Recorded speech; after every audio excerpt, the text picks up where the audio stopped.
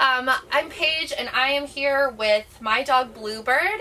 He was a DVGRR dog back a couple years ago. I adopted him, and today we're going to work on teaching what we're doing right now, which is the look cue. So teaching your dog to give you eye contact.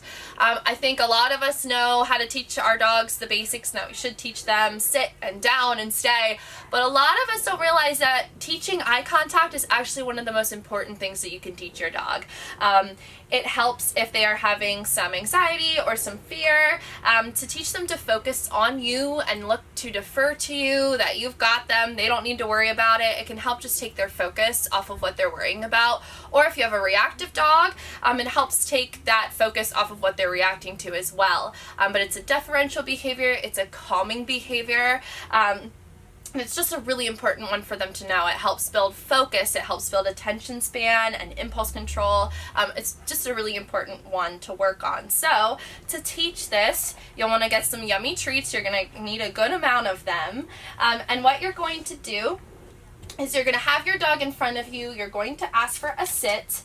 You're going to treat your sit, and then at the beginning you can show them you have treats in your hand. You then can, you're running through all your tricks. You can then curl your fingers around them. You want to make sure you stand up nice and tall, point to your eye and say, look.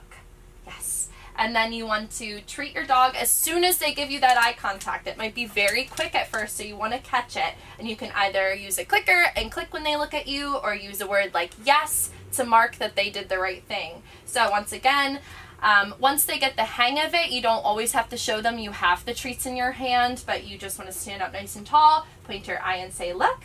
Yes. We want to stand up nice and tall because standing over a dog is very intimidating. It's very in their space, and some dogs are really worried about this. Yes, you're wondering what I'm doing. In addition to that, when we bend over, sometimes that can be a coming when called cue, body language signal wise, so we want to stand up nice and tall so we're not sending some mixed signals. So once again, I'm going to point to my eye and say, look. I can start to build this behavior by stretching it out, making him hold that look a little longer. Look. Yes. And at first we just want to start slow. I just want to work on getting 2-3 seconds, and then I can start to build to maybe like 5. Look. Yes, good job. Now maybe I'll go back down to 1 to make it easy. Look. Yes. So I want to stretch it, I want to mold it, I want to play with it. I don't want to just increasingly make it hard. We want eye contact to be really pleasant and good for them.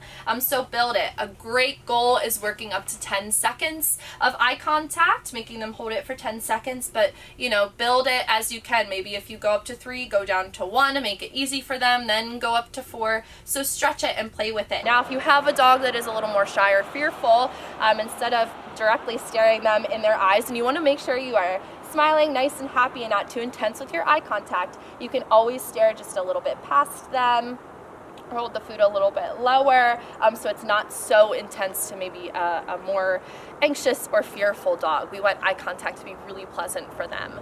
But I encourage you to build this behavior with your dogs.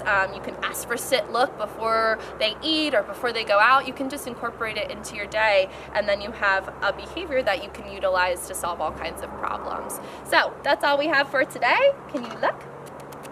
Yes, good boy. That's all we got for today, and I will see you next time. Thanks, guys.